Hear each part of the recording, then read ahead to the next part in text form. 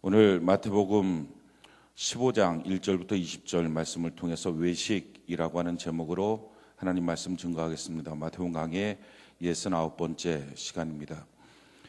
우리가 지난주에 교회 창립 16주년을 맞이해서 귀한 예배를 하나님께 올려드리고 또 오후 예배 때 우리 사랑하는 성도님들의 귀한 간증을 통해서 우리가 얼마나 아름다운 하나님이 자랑하시는 성경적인 영광스러운 교회를 이루어가고 있는지, 또 그 간증이 그들만의 간증이 아니라 우리 모두의 고백이라고 하는 이 사실 앞에 또한 감사하고, 그렇게 아름다운 교회가 지어져 가고 있음을 또 감사하는 그런 시간을 보냈습니다. 우리가 더욱더 하나님의 말씀 붙들고, 그래서 예배에 집중하고 또 예배를 귀히 여기고 또 날마다 성경을 보는 그 말씀 앞에 우리가 정독을 하고 집중을 하고, 그래서 그 말씀의 지배를 받는 우리 모두가 되기를 원합니다. 하나님의 말씀은 창의 역할 또 거울의 역할, 이 두 가지의 역할을 합니다. 거울을 통해서 우리 자신을 볼 수 있는 것처럼 하나님의 말씀을 통해서 우리 자신을 볼 수 있습니다. 히브리서 4장에 보면 12절로 13절에 하나님의 말씀은 살아있고 활력이 있어 좌우에 날선 어떤 경보다 예리하여 혼과 영과 및 관절과 골수를 찔러 쪼개기까지 하며 또 마음의 생각과 뜻을 판단하나니 지으신 것이 하나도 그 앞에 나타나지 않음이 없고 우리의 결산을 받으신 이의 눈앞에 만물이 벌거벗은 것 같이 드러나니라. 그러니까 하나님의 말씀을 우리가 집중해서 보게 되면 그 말씀 앞에서 우리의 생각과 우리의 뜻과 우리의 모습이 다 비춰지게 된다 하는 것입니다. 그래서 하나님의 말씀을 보면, 말씀을 들으면 회개할 수 있습니다. 우리가 항상 하나님의 말씀 앞에 우리의 생각을 돌이켜서 회개하는 은혜가 있기를 바랍니다. 우리가 하나님 앞에 뉘우치는 것, 내가 가는 길이 잘못됐습니다 라고 고백할 수 있는 것, 이것이 하나님의 말씀을 우리가 제대로 보는 것입니다. 하나님의 말씀을 봐도 내가 돌이키는 것이 없는 것, 뉘우치는 것이 없는 거라면 하나님의 말씀을 제대로 보는 것이 아닙니다. 또 한 가지, 하나님의 말씀을 우리가 집중하여 듣고 집중하여 보게 되면 그 말씀을 통하여 우리의 비전이 보입니다. 창을 통하여 바깥이 보이는 것처럼 그렇게 우리의 인생을 향한 하나님의 비전을 우리가 볼 수 있습니다. 그래서 성경은 이와 같이 말하죠. 시편 119편 105절에 주의 말씀은 내 발의 등이요 내 길의 빛이니이다. 하나님의 말씀이 우리 인생의 빛이 되어서 그 빛으로 우리의 인생을 바라볼 수 있다 하는 것입니다. 그러니까 하나님의 말씀을 보면, 하나님의 말씀을 들으면 두 가지 현상이 나타나야 그날 내가 하나님 앞에 큐티했습니다, 이게 되는 겁니다. 성경을 펴서 몇 장을 읽어서 그것을 밴드에 올렸다고 큐티가 아니라 하나님의 말씀 앞에 또 예배를 드리는 것이 예배 시간 돼서 그냥 예배 시간에 앉아있다 돌아가는 것이 예배가 아니라 정말 하나님의 말씀 앞에 내가 돌이킴이 있느냐, 또 하나님의 말씀 앞에 내가 뉘우치고 내 잘못인 걸 인정하는 것이 있느냐, 또 하나님의 말씀 앞에 내 인생을 향한 하나님의 뜻과 계획을 볼 수 있느냐, 이것이 참 중요합니다. 그게 있어야 말씀을 듣고 본 것입니다. 만약 그게 없다면 안 본 겁니다. 안 들은 겁니다. 그냥 겉핥기식으로 보고 듣는 건 소용없습니다. 스페인의 왕자였던 사람이 죄를 져갖고 33년 동안 옥에 갇혔다고 합니다. 근데 옥에 갇히면서 그가 옥으로 들고 들어간 것은 고맙게도 성경 한 권을 들고 들어간 거예요. 그래서 성경을 보겠다. 33년 동안 아침 먹고 점심 먹고 저녁 먹고 성경만 본 거예요. 근데 성경을 보고 난 다음에 그가 33년 만에 옥에서 나왔어요. 나오고 난 다음에 내가 성경을 통해서 세 가지를 발견했다 외쳤어요. 제일 첫 번째, 시편 118편은 성경 정 가운데 있는 장이다. 두 번째, 에스라 7장 9절은 모든 알파벳이 다 있는데 제이만 없다. 제이자. 세 번째, 에스더 이게 맞나? 에스더, 이걸 내가 외워야 된다는 게 참 나도 슬퍼요. 에스라 7장 21절 그리고 에스더 8장 9절을 보면 모든 성경에 있는 절 중에서 가장 긴 절이다. 이 세 가지 발견했다는 거예요. 우리가 웃잖아요. 근데 우리가 이렇게 살 수 있어요. 성경 봤다, 큐티했다. 오늘 큐티를 통해서 내가 무슨 말씀 봤어요? 내가 뭘 알았어요? 그럼 큐티한 게 아니에요. 우리가 예배를 통해서 오늘 말씀 들었어요. 그건 예배 드린 게 아니에요. 내가 그 말씀 아는 말씀이던데요. 다 소용없어요. 정말 하나님의 말씀을 제대로 하나님의 말씀 앞에 직면하면 회개가 돼요. 뉘우침이 돼요. 또 한 가지, 그걸 통해서 내 인생의 비전이 보여요. 내가 무엇을 해야 될 사람인지 이게 보여요. 에베소서 2장 1절부터 3절에 보면 그는 허물과 죄로 죽었던 너희를 살리셨도다. 그때 너희는 그 가운데서 행하여 이 세상 풍조를 따르고 공중의 권세 잡은 자를 따랐으니 곧 지금 불순종의 아들들 가운데서 역사하는 영이라. 전에는 우리도 다 그 가운데서 우리 육체의 욕심을 따라 지내며 육체와 마음에 원하는 것을 하여 다른 이들과 같이 본질상 진노의 자녀이었더니. 이 구절에서 가장 중요한 단어를 한 가지 뽑으라면 진노의 자녀라는 것입니다. 하나님이 진노하고 있다라는 거예요. 하나님이 진노하고 있을 때에 사람에게 나타나는 현상은, 물론 이게 일반화의 도식으로 좀 위험하긴 하지만, 이렇게 나타나는 현상 중에 가장 강력한 현상이 뭐냐? 우울증이에요. 오늘날에 많은 사람들이 우울증에 걸리고, 심지어는 나 우울증이야, 그게 자기의 일종의 무기처럼 말해요. 나 우울증이야, 나 건들지 마. 근데 아니에요. 우울증이 왜 생기느냐? 예를 한번 들어볼게요. 제가 정혜진 사님을 만날 때마다 혼을 내요. 막 화를 내면서 혼을 내는 거예요. 전화해서 혼을 내요. 문자 보내서 혼을 내요. 24시간 잠자는데 깨워서 혼을 내요. 막 그러면 어떨까요? 정혜진 사님이 굉장히 우울하겠죠. 또 한 가지 화가 나겠죠. 하나님이 아침부터 밤까지 24시간 쉬지 않고 우리를 향해서 화를 내요. 자고서 일어나면 하나님이 화를 내요. 밥을 먹어도 화를 내요. 예배를 드려도 화를 내요. 봉사를 해도 화를 내요.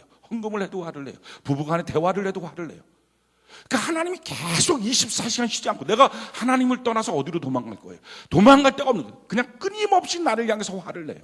그럼 어떨까요? 사람이 우울하겠죠. 또 한 가지, 알 수 없는 분노가 나오겠죠. 우울증의 현상이 뭡니까? 우울하고 알 수 없는 분노가 나와요. 그 가장 대표적인 이유가 뭐예요?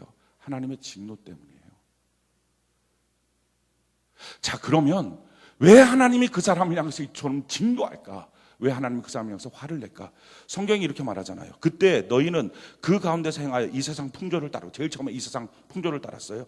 공중의 권세 잡은 자를 따랐으니 곧 지금 불순종의 아들들의 역사하는 영이라. 전에는 우리도 다 그 가운데서 우리 육체의 욕심을 따라 지내며 육체와 마음에 원하는 것을 하였더니.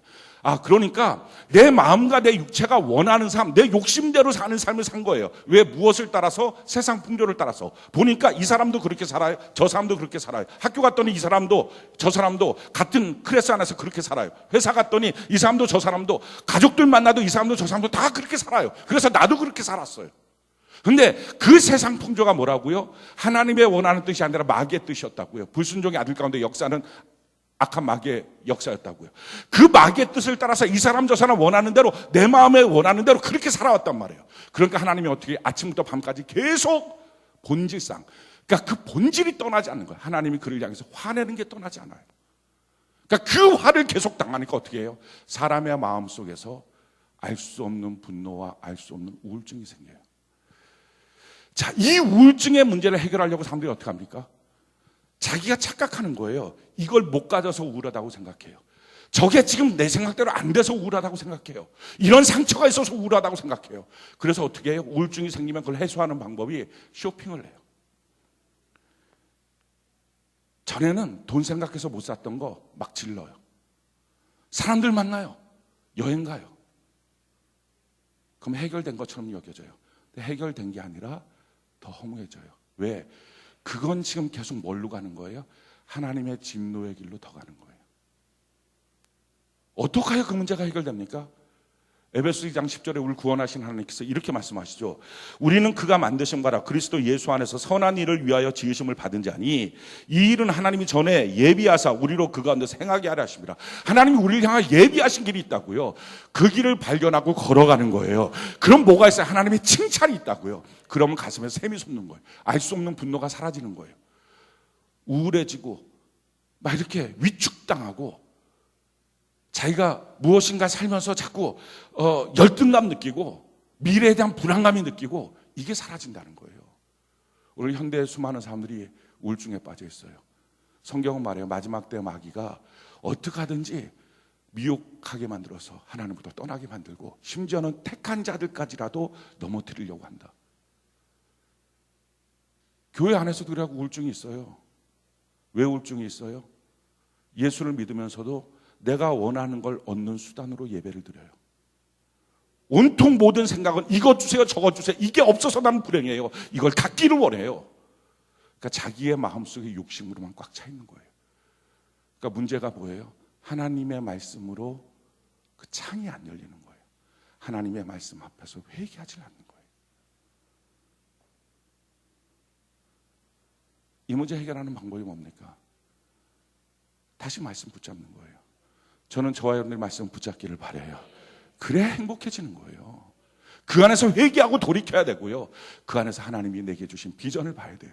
내가 뭐하러 태어난 사람인지, 여기서 내가 뭐하러 태어난 사람인지 보라고 하는 얘기들을 사람들은 착각해서 무슨 직업을 가져야 되는지, 어떤 위치, 어떤 역할을 해야 되는지라고 생각해요. 그게 아니라 날 향한 하나님이 나를 오늘 이렇게 살게 하기를 원하시는 뜻이라는 거예요. 뜻. 너가 그 남편과 대화할 때 하나님이 지금 나에게 원하는 뜻이 뭐냐는 거예요. 내가 그 회사 갔을 때 뜻이 뭐냐는 거예요. 그걸 발견하는 거. 그걸 발견하면 행복해져요. 무엇으로? 말씀으로. 성경이 이렇게 말합니다. 로마서 12장 2절에 너희는 이 세대를 본받지 말고, 우리 이 말씀 같이 한번 읽어볼까요? 시작. 너희는 이 세대를 본받지 말고 오직 마음을 새롭게 함으로 변화를 받아 하나님의 선하시고 기뻐하시고 온전하신 뜻이 무엇인지 분별하도록 하라. 아멘. 가장 중요한 첫 번째가 뭐예요? 이 세대 본받지 않는 것. 지금 내가 가장 영향받고 있는 게 뭐냐는 거예요. 가장 갖고 싶은 게 뭐냐는 거예요.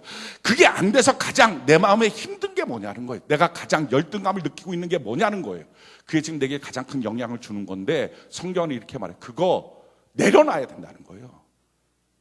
그거 얻으면 행복하는 게 아니라 그거를 붙잡으려고 하는 너의 인생이 본질상 진노의 백성이 된 것이고, 그걸 잡아도 허무한 인생이라는 거예요. 그거 내려놔야 된다는 거예요. 근데 이렇게 내려놓을 수 있는 힘이 뭐예요? 이게 믿음이에요. 어린애가 눈깔 사탕 2개 흙 묻은 손으로 꽉 붙잡고 있어요. 이거 먹으려고. 근데 아빠가 왔어요. 큰 선물을 갖고 와서, 야, 이거 가져. 이거 눈깔 사탕 2개 아빠한테 버리고 이거 가져.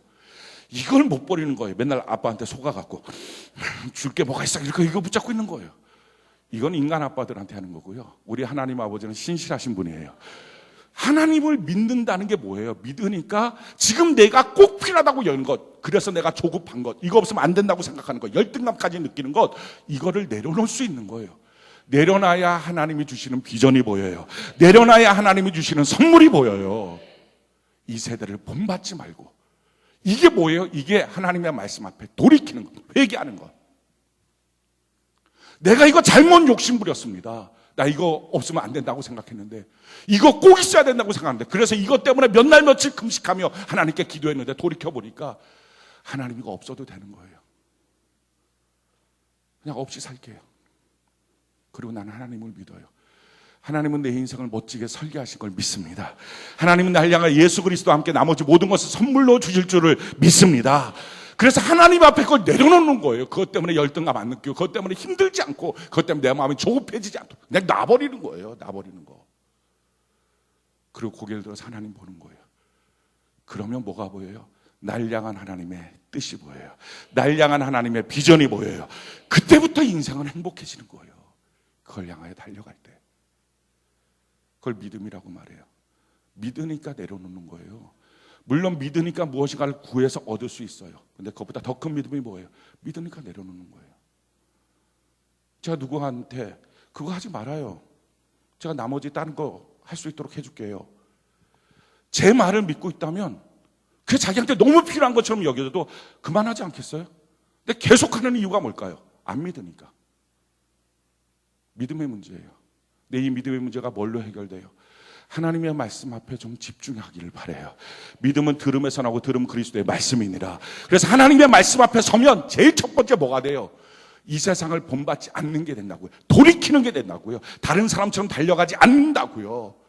그래서 말씀을 들을 때마다 볼 때마다 이 현상이 없다면 그날 자기의 욕심대로 큐티하고 욕심대로 말씀 본 거예요.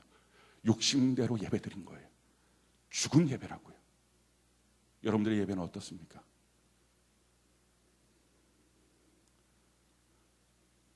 더 이상 죽은 예배 드리지 말자고요. 성경 보는 신용만 하고 큐티했다고 말하지 말고요.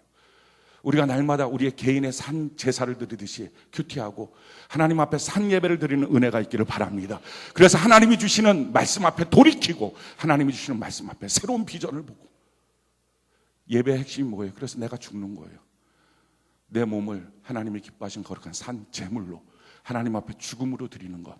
오늘 이 시간 이 예배가 그렇게 산 제물이 되는 영적 예배가 되는 은혜가 있기를 바랍니다. 그래서 우리 성도들이 해야 될 것 가장 첫 번째 뭡니까? 영광스러운 교회로 더 세워져 가기 위해서 우리가 말씀 앞에 더 집중하고 서 있기를 바랍니다. 산 예배를 드리기를 바랍니다. 우리가 큐티하는 시간마다 하나님 앞에 돌이키고 새로운 비전을 보는 은혜가 있기를 바랍니다. 두 번째 꼭 해야 될 것, 봉사하는 것입니다. 사실은 이 봉사라고 하는 말이 틀린 말입니다. 왜냐하면 이 봉사라고 할 땐 자꾸 우리 머릿속에 봉사라고 하는 말 그대로 무엇인가 기여한다라고 하는 생각이 들어요. 근데 기여하는 게 아니에요. 하나님의 교회 앞에서 봉사하는 거 기여하는 게 아니에요. 우리가 뭐가 근데 하나님께 기여합니까?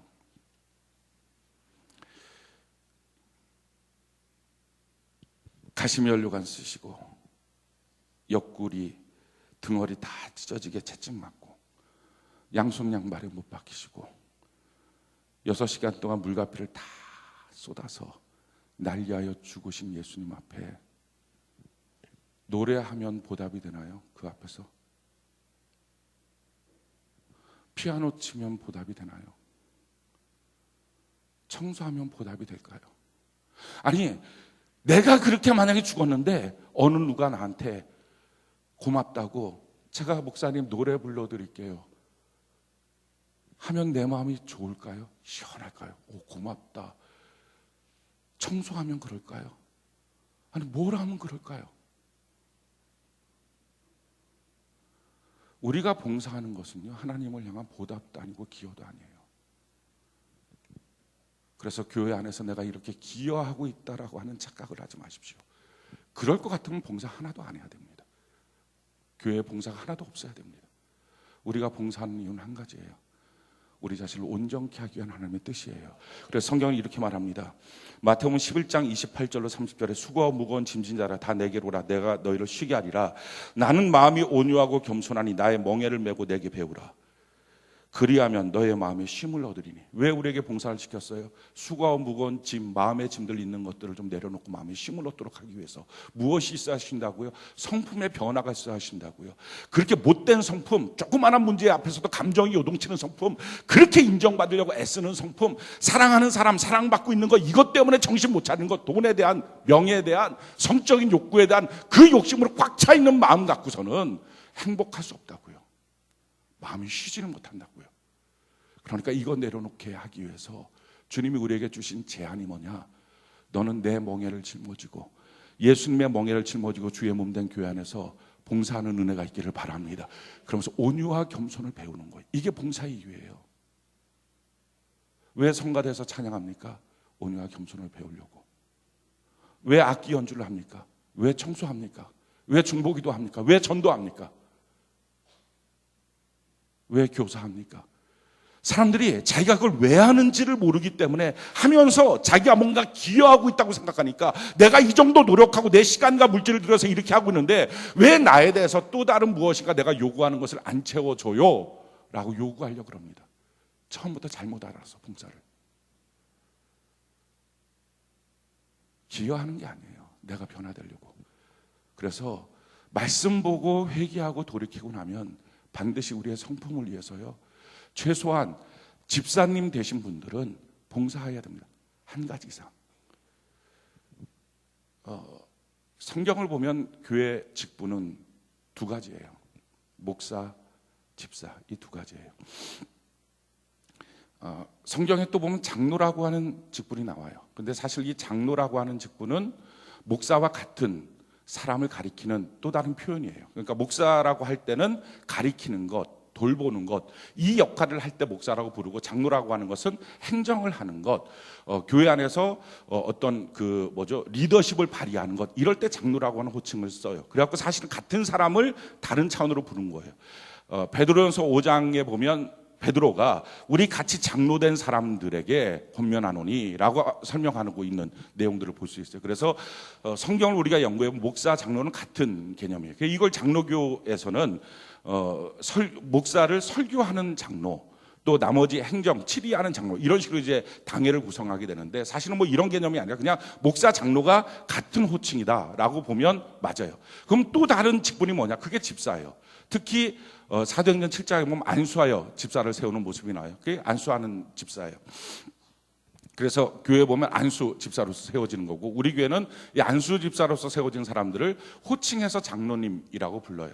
이제 앞으로 우리 교회에서는 전에도 몇 번 말씀을 드렸지만 이 안수하여 세워지는 직분자들은 교회 안에서 목양하는 리더십에 있는 사람들을 세울 거예요.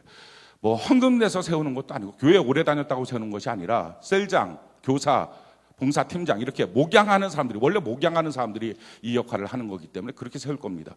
그런데 우리 그 말고 서리 집사라는 게 있어요. 우리 지난주에도 임명받은 서리 집사가 있어요. 이 집사님을 그냥 서리 집사, 안수하여 세우는 것을 안수 집사 이렇게 말하는데 이 서리 집사는 사실 성경에 없는 거예요. 성경적 교회가 성경이 없는 거 쓰니까 좀 그렇긴 하죠. 저도 캥기긴 해요. 그렇다고 뭐 다른 거 붙일 게 없어. 다른 거 붙이면 야 침례교라서 좀 이상한가? 이렇게 생각할까 봐 붙일 게 없는 거예요. 그냥 붙이는 거예요. 서리 집사. 이게 사실은 이 서리 집사가 우리 교회 등록해서 1년 있으면 하잖아요. 그리고 서리 집사 할 때 꼭 물어봐요. 11조 할 거냐? 주일 성수 제대로 할 거냐? 교회 봉사 할 거냐? 이거 물어봐요. 그러니까 정식으로 말하면 사실은 교회 정식 회원이 된 거예요. 교회 정식 회원. 서운하십니까? 그럼 직분 받은 거예요. 하지만 정식으로 교회 정식 회원이 된 거예요. 정식 회원이 됐으면 뭘 해야 돼요? 교회는요 유람선이 아니라고요. 몇 명이라고 몇 명은 그냥 니나노하고 놀고 있는 게 아니라 구조선이라고요. 세상의 어둠 속에 빠져 있는 사람을 건져내는 거라고요. 구조선은요 다 역할이 있어요. 교회는 몸된 교회의 지체란 말이에요. 뭔가 역할이 있어요. 봉사하는 이유가요 기여하려고 하는 게 아니에요. 자기를 바꾸려고. 이게 제일 좋게 자기를 바꾸는 방법 교사하면 돼요. 전 여러분들 교사하기를 바래요. 두 번째 성가대 하시기 바래요. 세 번째는 여러 가지 아무거나 하시기 바래요. 봉사팀장들이 막 뭐라 그럴 것 같은 소리가 지금 막 들리긴 한데 아무튼 뭐 많이 하세요. 자기를 바꿀 수 있도록 자기가 변화받을 수 있도록 자기가 하기 쉬운 거 하지 말고 자기가 하면 자기 자아가 깨질 것 같은 거 그걸 하세요. 그래야 말씀 보고 말씀대로의 비전대로 살면서 자기의 인생에 대해서 하나님이 주시는 그 길을 걸어가는데 기초가 되는 성품이 갖추어져요. 성가대 노래 연습하는 시간 절반 정도 줄이고요. 기도 많이 하고 서로를 위해서 격려하고 권면하고 교회를 사랑하는 마음 더 불같이 갖고 그거 하십시오. 악기 연습하는 시간 절반 줄이고요. 노래 못해도 누구 한 사람 뭐라 그럴 사람 없습니다. 악기 잘 못 치고 삑사리 나도 상관없어요. 우리가 무슨 경연대에 나가는 사람들 아닙니다. 왜 이런 말씀을 드리느냐? 물론 여러분들의 마음속에 불안함이 있을 거예요. 그러지 않아도 못하는데 거기서 절반 줄이면 이제 어떡하라고 그럽니까? 근데 이건 좀 과장법을 쓴 거고요. 왜 그렇게 하느냐? 잘하려고 하는 것이 되면 안 된다는 거예요. 잘하려고 하는 것. 잘하려고 하는 게 아니라 하나님 앞에서 내가 이 일을 왜 하고 있느냐? 내 자신을 변화받도록 하기 위해서. 세 번째로는요, 신본주의 공동체 더 굳세게 세워가기를 바라요. 사랑하는 공동체 세워가는 은혜가 있기를 바랍니다. 우리가 이런 공동체 세워서 뭐 하려고 하느냐? 최종적인 목적은 한 가지예요. 기도할 수 있는 공동체 됐으면 좋겠어요. 기도할 수 있는 공동체. 세상에 얼마나 많은 도전들이 있습니까? 얼마나 많은 위협들이 있습니까? 우리 좀 전에 워십했던 우리 김지선 집사님, 워십하는 내내 제 가슴이 막 뭉클뭉클하고 눈시울이 적셔오는 거예요. 이 림프종암 때문에 지난주에 그 백병원에서 골수 빼갖고 이제 검사하고 그러고 나서 제가 골수 빼고 난 다음에 바로 그 다음에 이제 신방을 갔더니 그 고통스러워하는 가운데 있으면서도 너무 감사해요. 이렇게 하고 기도하고 하는 모습을 봤어요. 이제 월요일부터 입원해서 7주 동안 방사선 하고 또 항암 치료하고 두 가지를 7주 동안 하게 됩니다. 가장 심각한 고통이라 그래요. 다른 부위보다 이 안면 쪽이. 그렇지 않겠어요? 생각을 해봐도 손에 못 찔리는 것보다 얼굴에 못 찔리는 게 훨씬 더 아프긴 하겠죠. 그러면서 아까 식사 후에 잠깐 뵈니까 목사님 두려웠어요. 그래도 감사해요. 잘 이겨나갈 거예요. 또 하나님이 줄여주실 수도 있을지 몰라요. 그런 얘기를 하고 그랬어요. 또 우리 교회 어떤 성도님은 시신경에 종양이 발견되신 분도 있어요. 또 어머니가 여러 가지 암병이 전이돼서 이렇게 되신 분들도 있습니다. 참 많죠. 가정적으로도 도전이 참 많고 물질적으로도 도전이 참 많고 오늘날 성도에게 이런 수많은 세상의 악한 것들이 도전합니다. 자, 이렇게 도전할 때 어떻게 이겨야 됩니까? 그냥 당하고 질까요? 그냥 끝까지 참을까요? 아니잖아요. 마귀를 이기고 세상을 이겨야 될 줄로 믿습니다. 그래서 예수 믿는 사람들은 예수님이 보호해 주시더라, 지켜주시더라, 문제가 들어와도 해결되더라. 이거 증명해야 그런 똑같은 질병에 빠져 있고 그런 똑같은 문제에 빠져 있는 사람들이 교회에 나올 이유를 찾지 않겠어요? 근데 어떻게 기도하시겠습니까? 혼자서 끙끙 앓면서, 혼자서 산에 올라가서 금식하면서, 아니면 기도도 안 하고 막연하게. 성경이 우리에게 뭐라고 말합니까? 성경은 아주 간단하게 이 문제를 이렇게 말하고 있어요. 마태복음 18장 18절로 20절에 진실로 너희에게 이르노니 무엇이든지 너희가 땅에서 매면 하늘에서도 매일 것이요 무엇이 땅에서 풀면 하늘에서도 풀리리라. 진실로 다시 너희에게 이르노니 너희 중에 두 사람이 땅에서 합심하여 무엇이든지 구하면 하늘에 계신 내 아버지께서 그들을 위하여 이루게 하시리라. 두세 사람이 내 이름으로 모인 곳에는 나도 그들 중에 있느니라. 성경은 아주 단호하게 말하고 있어요. 너 혼자 기도하지 마. 너 혼자 기도하는 걸로 그 문제 해결 안 돼 라는 얘기예요. 방법은 뭐예요? 2명, 3명 예수 그리스도 안에서 합심하여 기도하라 하는 거예요. 야고보서 5장 16절에 그러므로 너희 죄를 서로 고백하며 병이 낫기를 위하여 서로 기도하라. 의인의 간구는 역사하는 힘이 큼이니라. 서로 같이 기도하는 것, 공동체로 모여서 기도하는 것. 자, 우리가 신본주의 공동체를 이루기 원해요. 이 신본주의 공동체를 이루는 게 뭐예요? 사랑으로, 말씀으로 지어지는 공동체입니다. 세속적인 것, 죄된 것, 악한 것 빼버리자 하는 거예요. 그래서 만들어진 공동체, 그래서 뭘 하겠다는 거예요. 모여서 기도할 수 있는 공동체가 됐으면 좋겠어요. 여러분들이 생각할 때 뭐 모여서 기도하는 공동체가 그렇게 힘들다고 언제든지 모여서 기도하면 되지. 아니에요. 서로 원망하고 불평하다가 우리 손 붙잡고 기도합시다. 정말 힘있게 기도가 나오던가요? 대충 얼버무린 중얼중얼. 자기가 뭐라고 기도하는지도 모르는 중언부언. 세속적으로 모여서 놀고 당구치고 놀다가 이 문제 앞에서 기도합시다. 힘있게 기도가 나옵니까? 기도할 수 있는 공동체 못 만들면 교인들끼리 모여서 뭐 할 겁니까? 무슨 이유 때문에 만나서 무슨 이유 때문에 밥 먹습니까? 돈 꺼달라고요? 우리 물건 사달라고요? 세상에 나가서 영업하십시오. 교인들끼리 만나서 세상에 수많은 문제들이 있을 때 의사가 해결하지 못하고 변호사가 해결하지 못하고 자기가 해결하지 못하는 이 문제들 앞에 성경은 분명히 너희가 공동체를 이루어 기도할 수 있으면 이 문제가 해결된다 라고 말씀하셨는데 기도할 수 있는 공동체를 못 만들면 어떻게 합니까? 그러니까 오늘날에 사람들이 어떻게 모여요? 교회 안에서 기껏 하는 게 뭡니까? 자기하고 마음 맞는 사람, 뜻 맞는 사람 몇 명 모여서 나 이런 기도 제목서 기도해줘. 근데 같이 얼굴 보고 손잡고 기도할 힘도 못 생겨요. 왜? 같이 모여서 맨날 투덜투덜거리고 원망하고 불평하고 이거 왜 그래 저거 왜 그래 이랬던 사람들이 모여서 눈물 펑펑 쏟으면서 기도할 수 있는 자격지심도 안 되니까. 기도도 못하는 교회 교인들끼리 모여서 뭐 할 겁니까? 그 공동체가 무엇에 쓰일 수 있습니까?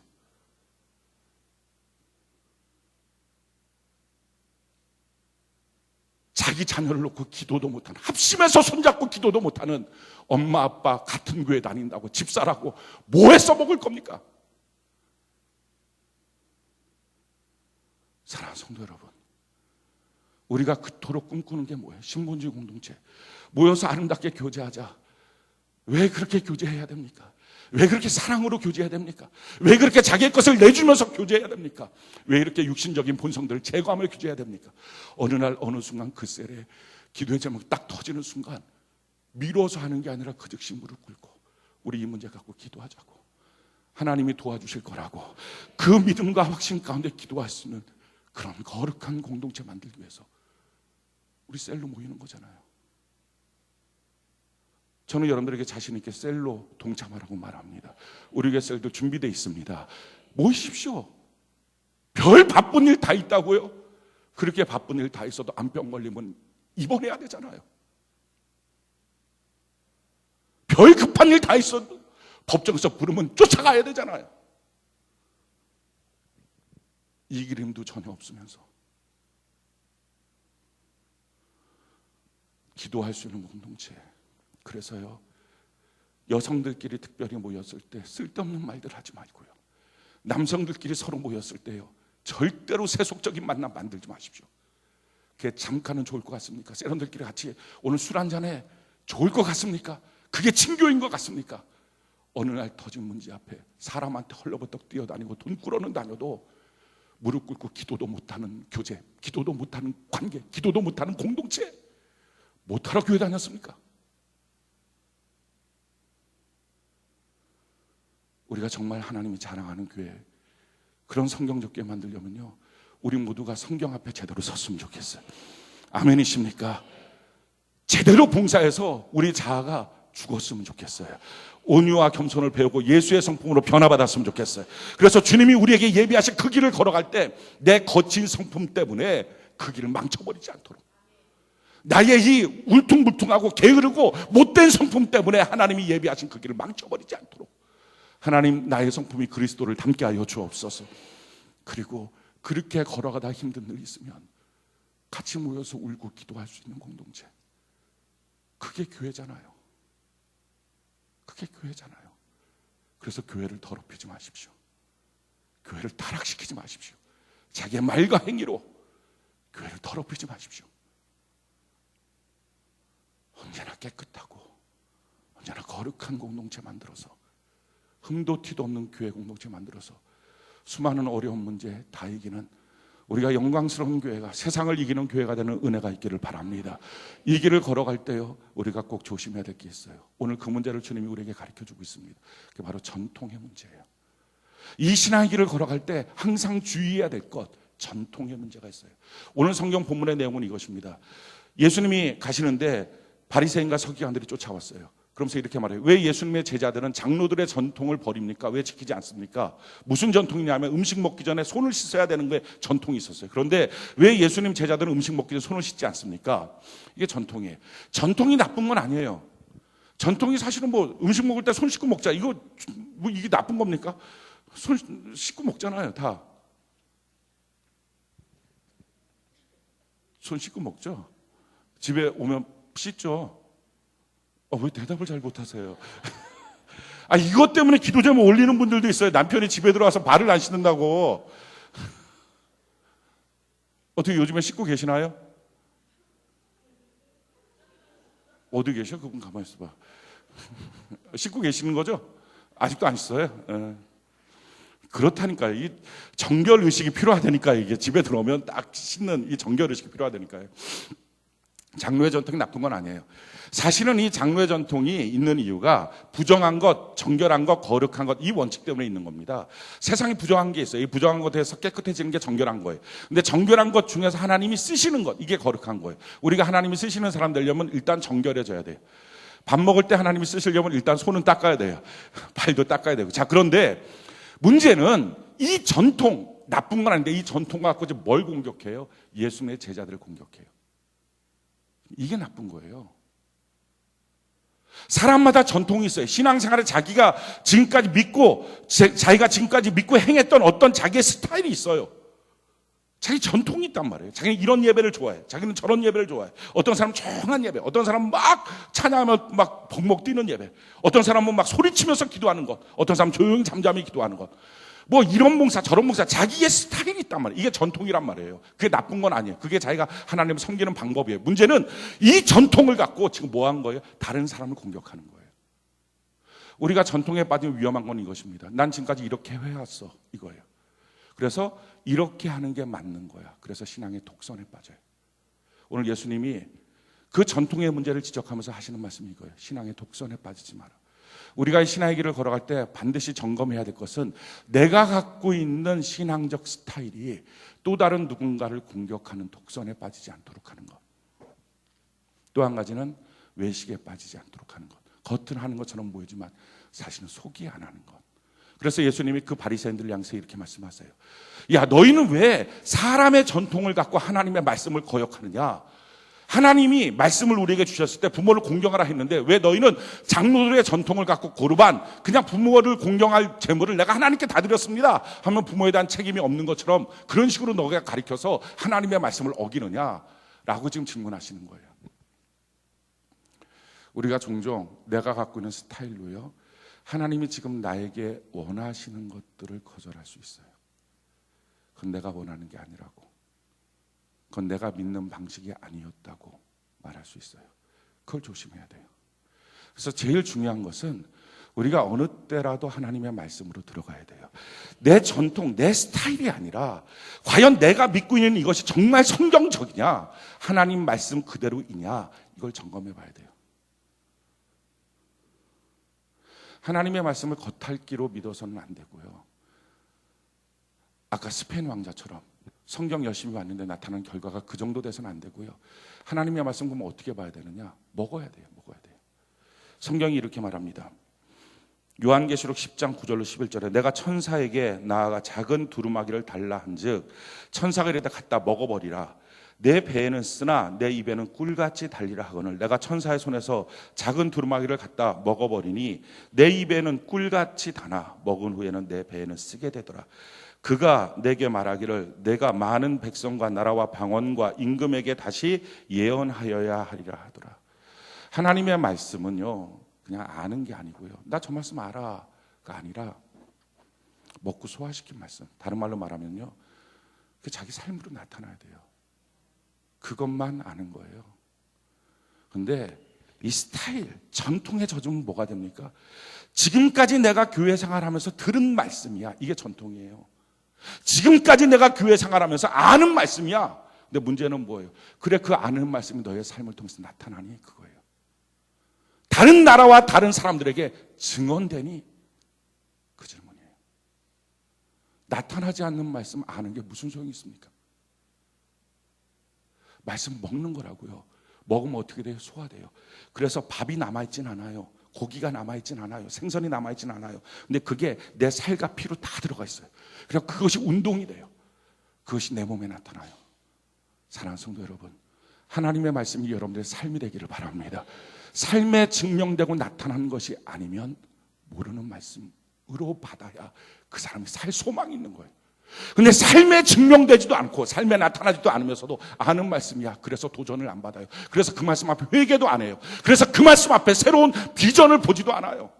내가 무엇을 해야 되는지 알 필요도 못 느껴요. 그게 뭐라고요? 전통 때문에 죽는 사람이에요.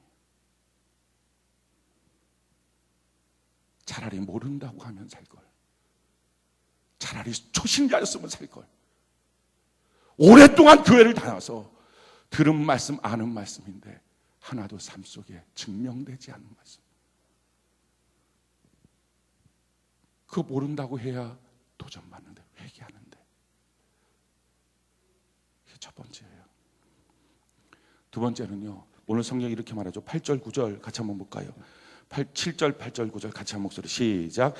외식하는 자들아, 이사야가 너희에 관하여 잘 예언하였도다. 일러스되 이 백성이 입술로는 나를 공경하되 마음은 내게서 멀도다. 사람의 계명으로 교훈을 삼아 가르치니 나를 헛되이 경배하는도다 하였느니라 하시고. 아멘. 두 번째, 외식의 문제. 입술로는 하나님을 공경한다고 표현해요. 그런데 문제는요, 마음으로는 다 하나님을 떠나 있어요. 왜? 사람의 계명, 전통 때문에. 그러니까 이게 무슨 말이냐면은 큐티합시다. 예, 큐티해요. 예배 드립시다. 예, 예배 드려요. 근데 정작 내 마음의 중심에 그게 있느냐 하는 거예요. 하기는 하는데 마음의 중심이 없는, 겉으로 떠나 있는 것. 그래서 마음의 중심이 있는 것을 뭘로 확인할 수 있느냐? 먼저 하느냐로 보면 돼요. 사람은 귀중한 순서대로 먼저 해요. 우리 큐티하는 거 아침 일어나자마자 하자고 얘기합니다. 낮에 하지 말고 저녁 때 하지 말고. 아이고 오늘 바빠서 못했네요. 왜 바쁜 게 먼저 가냐고요. 그걸 뭐라 그래요? 외식. 하긴 하는데 중심이 없는 거. 아 오늘 예배 바빠서 제가 좀 늦었어요. 왜 바빠서 늦냐고요. 그걸 뭐라 그래요? 외식. 드리긴 드리는데 자기의 중심이 없는 거. 하나님의 일이 먼저인가? 먼저 그 나라와 그 의를 구하고 있는가? 세 번째, 우리 안에 나를 죽이는 전통이 있는지, 나를 죽이는 신앙의 잘못된 스타일이 있는지 점검하는 방법, 성경이 이렇게 말합니다. 12절, 13절 우리 같이 한번 읽어볼까요? 12절, 13절 같이 한 목소리 시작. 이에 제자들이 나와 이르되 바리새인들이 이 말씀을 듣고 걸림이 된 줄 아시나이까? 예수께서 대답하여 이르시되 심은 것마다 내 하늘 아버지께서 심으시지 않은 것은 뽑힐 것이니. 예수님께서 막 이렇게 말씀했어요. 야, 너희가 왜 사람의 전통 갖고서 하나님의 말씀을 어기느냐? 먹는 게 중요한 게 아니라 그 속에서부터 나오는 게 중요한 거다. 그랬더니 제자들이 와서 이렇게 말해요. 예수님, 저 바리새인들 얼굴 좀 봐요. 예수님 설교 듣고 난 다음에 쟤들 다 지금 시험 들어서 넘어졌어요. 어떻게 하려고 그래요? 말씀 듣고 은혜를 받아야지 어떻게 말씀 듣고 시험 들게 합니까? 지금 이렇게 얘기한 거예요. 걸림이 되는 걸 알지 못합니까? 그랬더니 예수님께서 야, 하나님이 세운 게 아니면 다 뽑히는 거야. 신경 쓰지 마. 지금 그 말씀이에요. 우리가 하나님의 말씀을 보거나 들을 때 내 마음에 걸림이 되는 것들이 있을 수 있습니다. 왜 이렇게 의아한 게 있을 수 있어요. 사람이 하는 설교니까요. 이게 다 맞겠습니까? 틀리는 게 많겠죠. 많다 그러니까 또 여러분들이 뭐가 틀리나 이렇게 찾으려고 그러는데 틀리는 게 왜 없겠어요. 잘못된 게 왜 없겠어요. 자, 그런데 어떻게 해야 되느냐? 뭔가 턱 이상해요. 이상해도 이렇게 반응하라는 거죠. 성경이 사도행전 17장 11절 우리 같이 한번 읽어볼까요? 시작. 베레아에 있는 사람들은 데살로니가에 있는 사람들보다 더 너그러워서 간절한 마음으로 말씀을 받고 이것이 그러한가 하여 날마다 성경을 상고함으로. 제일 첫 번째, 간절한 마음으로 그냥 말씀을 받아라. 말씀 받을 때 팔짱 끼면서 왜 저래? 자기 잘못된 전통이 가로막을 수도 있으니까 간절한 마음으로 말씀을 받아라. 그런데 그냥 무조건 그 말씀 믿고 살아. 무조건 그냥 교회 하자는 대로 따르고 사는 게 신앙이야. 아니에요. 사람이 하는 거라서 잘못될 수가 있어요. 그래서 어떻게 하라고요? 성경을 읽어봐라. 상고해봐라 하는 거예요. 그러나 자기가 지금까지 나는 이런 스타일로 믿었어. 난 지금까지 이렇게 교회 생활했어. 이걸로 기준 삼지 말라 하는 거예요. 내 안에는 잘못된 신앙의 스타일, 전통, 이 자기의 신앙을 망치지 않도록. 뭔가 설교 시간에 걸립니까? 교회 생활하면서 뭔가 익숙하지 않은 것들이 걸립니까? 그래도 열심히 내십시오. 그러고 반드시 성경을 보십시오. 제가 어디서 성경을 봐야 될지 모를 수 있다면 물어보십시오. 셀장님들한테. 제가 이 문제 때문에 좀 걸림이 되는데 성경 어디를 봐야 될까요? 가르쳐 줄 거예요. 그럼 보고요. 정말 성경이 그렇다면 자기의 걸림이 되는 부분을 뽑아내야 돼요. 하나님이 내 안에 심지 않은 거 내 마음대로 심어놓은 거예요. 그거 뽑아내고요. 근데 만약에 봤을 때 이게 성경적으로 내가 생각하는 게 맞았다라고 하면 이거 제가 맞았는데요. 이거 바뀌어야 되는데요. 라고 말씀하십시오. 뭐 언제든지 그 다음번 설교 시간에 얘기하겠죠. 제가 지난번에 설교했는데 잘못됐습니다. 죄송합니다. 그게 뭐 흠입니까? 그게 흠이라고 생각하면 천사가 해야지. 펄떡펄떡 날개치면서. 사람이니까 실수할 수 있죠. 잘못되게. 뭐 아는 만큼밖에 설교를 못하지 어떻게 모르는 부분을 하겠어요. 그러니까 만약에 잘못된 부분을 연구하고 잘못된 거 말씀을 드리면 고쳐나가면 되는 것 아닙니까? 맞죠? 용납 못 하시겠습니까? 목사가 어떻게 틀려? 막 이런 겁니까? 용납되죠, 지사님? 그럼요. 박진현 사님이 용납하시면 다 된 거예요. JYP가 용납을 하는데 YG 아니거든 다 용납해요. 그게 교회 공동체라고요. 그러나 자기의 오래된 신앙 스타일로 걸림이 될 때마다 딱 팔짱 끼고 난 못 받아들여 해서 자기 영혼 죽이지 말라고요. 전통이 자기의 신앙을 죽이지 않도록 하는 것. 얼마나 내가 성경 안에 있는지. 이 전통 갖고서 예수님을 공격하잖아요. 마지막 네 번째, 우리가 하나님의 말씀을 다 알면서도 순종하지 못하고 실천하지 못할 때가 있어요. 왜 그러느냐? 환경 탓하느라고 그래요. 내 주변의 환경이 이런데 내가 어떻게 할 수 있어요? 내 주변에 이렇게 환경이 지금 힘들고 복잡하고 괴로우니까 내가 나중에 생각하고 해볼게요 라고 말해요. 근데 성경이 우리에게 이렇게 말합니다. 17절부터 보니까요. 입으로 들어가는 것은 배로 들어가서 뒤로 내버려지는 줄 알지 못하느냐. 입에서 나오는 것들은 마음에서 나오나니 이것이야말로 사람을 더럽게 하느니라. 내 주변에 들어오는 거, 내 주변의 환경 속에서 내게 영향하는 것, 영향 주는 것, 여기에 좌우되지 말고요. 중요한 건 내 안에서부터 나오는 거예요. 우리가 내 안에서부터 정말 괜찮은 게 나왔으면 좋겠어요. 아멘이십니까?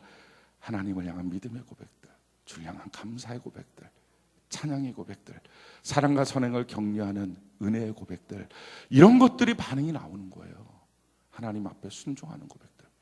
그래서 내 주변의 환경들이라고 하는 이것들이 나를 가로막을 때 맨날 그거 앞에 지는 신앙의 스타일, 지는 스타일이 아니라 우리 모두가 이기는 스타일이 되기를 바랍니다.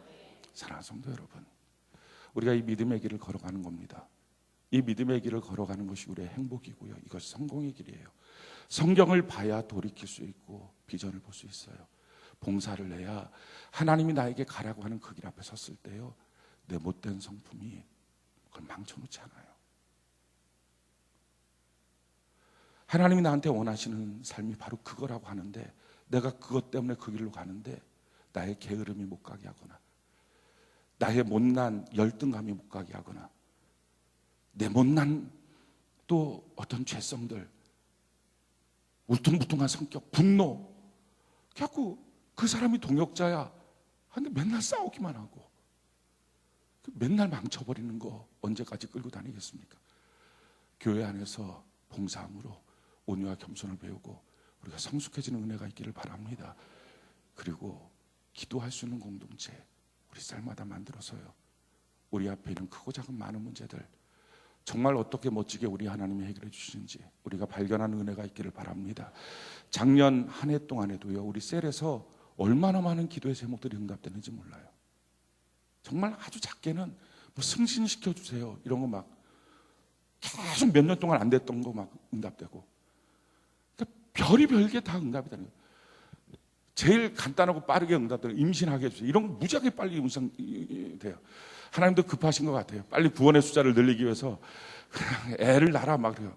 막 쏟아 부어 주시는 것 같아요. 그러다 보니까 막 40 넘은 사람도 애를 낳고 막 다음 주에 와갖고서 헌화식 한다 그러고, 그러면서 얼굴은 왜 빨개지는지 뭐 목사님 헌화식 할까 얼굴 빨개져. 그냥 막 그래서 일단 기도 제목을 내놓는 순간에 막 응답되는 게 너무 많아요. 그런데 더 이렇게 될 수 있도록, 이길 수 있도록, 그래서 영광스러운 교회를 세우는 것, 성경적 교회를 세우는 것, 예수님이 자랑하시는 교회를 세우는 것이 우리의 승리와 행복의 길인 줄로 믿습니다. 근데 이 길을 걸어갈 때 어떻게 우리 스타일에 맞겠어요? 어떻게 지금까지 우리가 신앙생활했던 거와 맞겠습니까? 틀리겠죠. 안 맞겠죠. 그게 맞았으면 우리의 신앙이 이미 달라지지 않았겠습니까? 그게 맞았으면 우리의 성품이 이미 달라지지 않았겠습니까? 그게 맞았으면 이미 우리의 가정은 천국되지 않았겠습니까? 왜냐하면 그 가정에 한 명만 정말 하나님의 성품을 닮은 사람 있으면, 온유와 겸손이 있으면 왜 그 가정에 울퉁불퉁 싸우겠습니까? 안 변화되니까. 그러니까 내가 믿었던 스타일하고 정말 다를 거라고요. 그럴 때 내가 믿은 스타일 고집하지 말고 정말 말씀 안에 있는지, 내 마음속에서부터 주님 사랑하는지, 우선순위가 있는지, 내 안에 걸림이 있을 때마다 성경 보고 확인하라는 거. 무턱대고 믿지도 말고, 그렇다고 해서 무턱대고 거절하지도 말고, 지는 신앙의 스타일로 지금까지 살았다면 우리 이제 이기는 스타일로 살아가는 저와 여러분들 되기를 바랍니다. 여기까지가 내 한계야라고 말하고 살았다면 그거 넘어서야죠. 우리 넘어섭시다. 환경 탓하지 말고 주변 사람 탓하지 말고 그냥 넘어서는 거예요.